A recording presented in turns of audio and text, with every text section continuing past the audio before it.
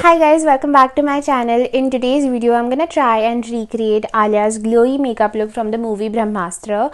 Like throughout the movie, all I could think was, how is she glowing like that?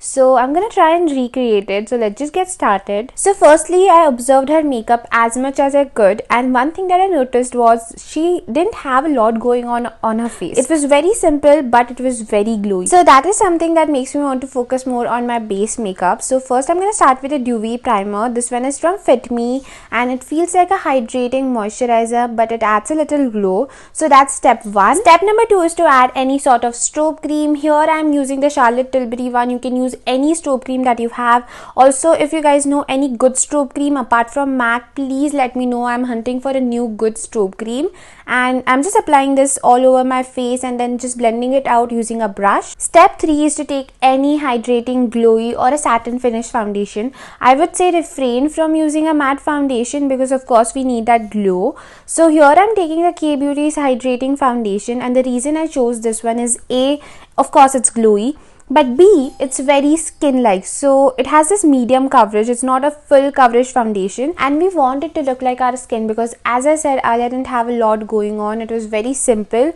so I don't think we need a heavy foundation for that kind of look. Next up is concealer. You can use any concealer of your choice. Here I'm using the K Beauty one, and if you would observe, I'm choosing products with medium coverage because again we don't need something that is heavy or full coverage, but again there is no hard and fast rule. You can use whatever you're more comfortable with. Step number four is to set your face. Here I'm using the Charlotte Tilbury Airbrush powder just to set the areas where I get oily the most or the areas where I crease the most, like my under eyes.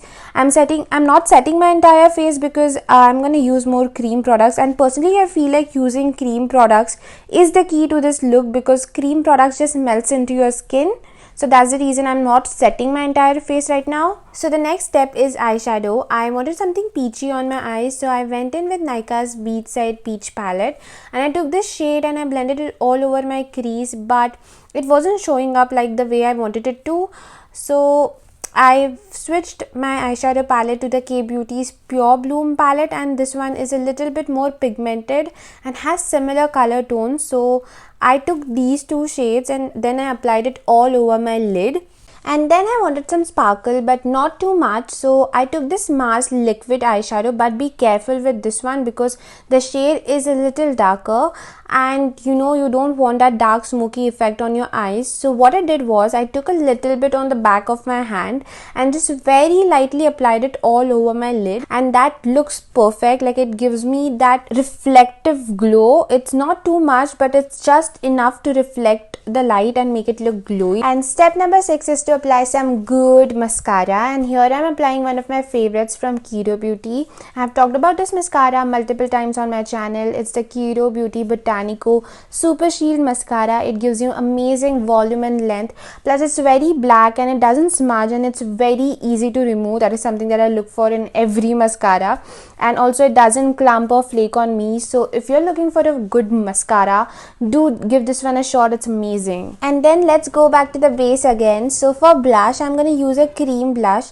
So the first one I'm taking here is from Makeup Revolution. It's their Super Dewy blush, and it is a little cool tone pinky mauve shade, but I wanted some more pink in it, so I added a Rare Beauty Hot Pink blush. The concoction of these two shades gave me perfect blushy cheeks because it wasn't too bright, it wasn't too cool, and it looked just like Alia's. For highlighter, I'm going in with a cream highlighter first. So the one that I'm using here is from Nude Stick, and I'm applying it to my cheeks. So her glow is what we are trying to recreate in this look, and of course it wasn't just the makeup. Editing must have played some role in it too, but still I'm going to try and recreate it as much as I could. So the most important product here has to be the highlighter.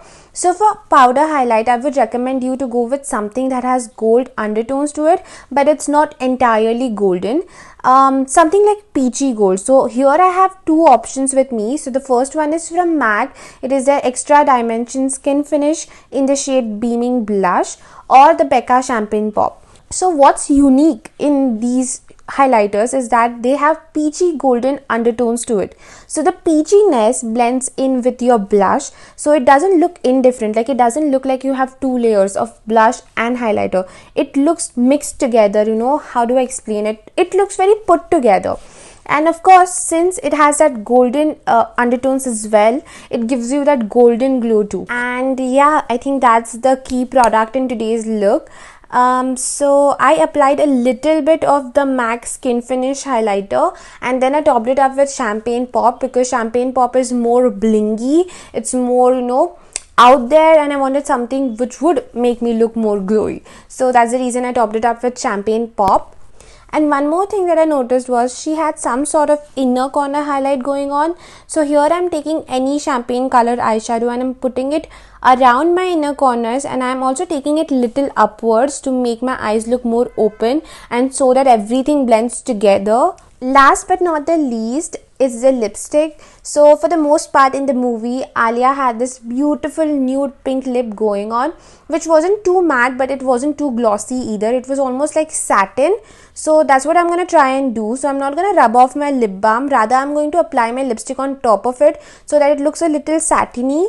So to create that perfect lip like Alia's, I have two lipstick here with me from KIRO. So the first one is from KIRO's Non-Stop Airy Matte range in the shade Venus Rose. This is again one of the most comfortable liquid matte lipstick that I own, plus it's very long lasting. So what I'm going to do is I'm going to apply this shade a little bit, and before it dries down, I'm going to take another lipstick from KIRO, which is again one of my favorite everyday lipstick to wear. It is from KIRO's Lush Moist Matte lipstick range, and it is in the shade Nude Rose.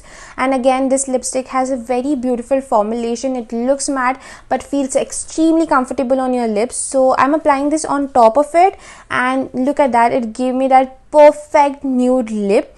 Also, one more thing that I would like to mention over here is do not overline your lips, because overlining is something that I do, but I didn't do it this time because Alia didn't do it.